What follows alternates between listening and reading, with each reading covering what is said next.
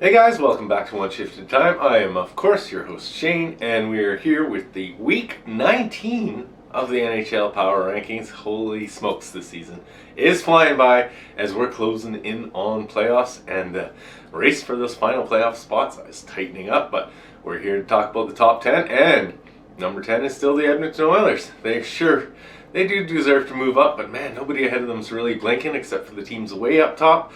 If they continue, though, there is going to be room for them to move up. They're at 38-22 or 23-8 for 89 points. That's third in the Pacific. They're winners 4 of their last 5, and they look at McDavid, man. That guy has 131 points already. We still have quite a few games left. He's going to just quite possibly get 150 points, which we haven't seen in the league in many years. They do take on the Seattle Kraken on Saturday. That should be a great game, as Seattle's desperate for points as well. Number 9, we have the Colorado Avalanche. 39-22 and 84 points. They're third in the Central, and they've won 4 in a row, scoring 18 goals over those 4 games, which is quite impressive. And they're finally starting to get healthy, which is probably one of the scarier things. All of the year they've been really struggling with injuries, and this is the right time to do it, isn't it? They take on the Red Wings on Saturday night. Number 8, we have the Tampa Bay Lightning. They're 42-22 and 6 for 68 points. Third in the Atlantic, and fresh off back-to-back wins over the New Jersey Devils. They played Montreal and then on Saturday, and then they're back to New Jersey on Sunday.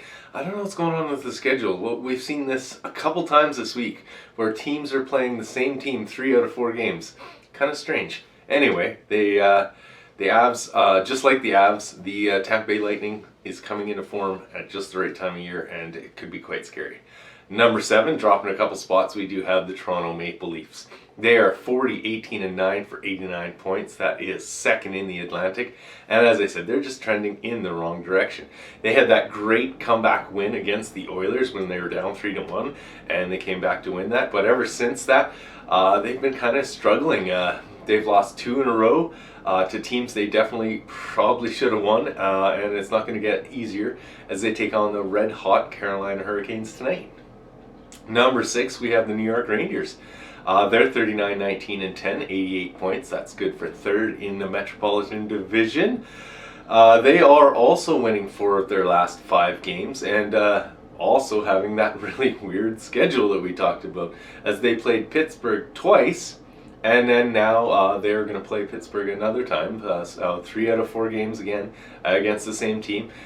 They did split the first 2, so we are going to have the rubber match coming up here. Number 5, it is the Vegas Golden Knights. 42-21 and 6, 90 points. They're first in the Pacific, and they had their 4-game winning streak snapped in a big way last night by Calgary, 7-2.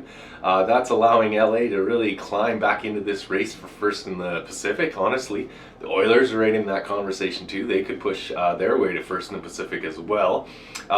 They host Columbus tonight before they hit the Western Canada road trip, which is going to be huge for whether they finish first or not. Number 4, it is the New Jersey Devils, 44-17 and 7, 95 points, second in the Metro, and they did drop 1 spot, and they have a chance to drop quite a few more as their schedule is not looking very forgiving coming up. They did lose the back-to-back games to the Tampa Bay Lightning. Now they head into Florida to play the Panthers, who put up 7 goals on the Montreal Canadiens in the first period last night. So Florida also starting to look back like the President's Trophy winners of last year. Then they head right back into Tampa again. As I said, they lost those first 2, so they definitely don't want to get swept by the Lightning and lose to the Panthers too, because that will really, as I said, drop them down quickly. Number 3, we have the Los Angeles Kings. So the number 1 team from the West is snuck all the way up to 3rd place. So that is definitely better than it was at the beginning of the year. They are 40-20 and 9 for 89 points. They are second in the Pacific, and honestly, they're just killing it lately. They're 8-1 and 1 in their last 10, and they just look to keep on rolling as they do take on the Canucks Saturday. And there's a real possibility that we see the LA Kings versus the Las Vegas Golden Knights, and quick. and I think everyone wants to see that. Quick against his old team, you could see some magic there for sure. And I think in general that's going to be a great series if we do get to see it. Number 2 is the Carolina Hurricanes. 44-14-8, that's 96 points. First in the Metro. And, they failed to take advantage of Boston's slip-up. Boston lost those 2 games in a row, and there was a real chance that Carolina could pass them, but unfortunately Carolina also lost 2 in a row at the same time. So they did have a great bounce-back win over the suddenly struggling Jets, who find themselves only 3 points up on that final wild-card spot when they were way up earlier in the season. They are going to take on the Toronto Maple Leafs tonight, as we talked about. And number 1, it is, of course, the Boston Bruins. It's 51-11-5, 107 points. First team in the NHL to clinch. On the opposite side of that, last night, San Jose Sharks were the first team to be eliminated from the playoffs. They did lose to the Wings and the Blackhawks, which were kind of concerning games, but they did bounce back with that solid 3-0 win over the Jets. They will play the Minnesota Wild on Saturday, and honestly, this week was the first week in a long time that the Boston Bruins looked beatable. So they are really going to need to pick it back up to become that unbeatable juggernaut that they've looked for most of the season.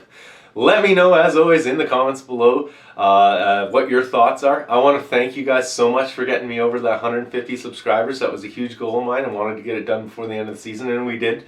So thanks a lot from the bottom of my heart. Please like this thing, share it around, and if you're not already subscribed, I'd love to have you as part of the team too. I'll see you guys in the next episode.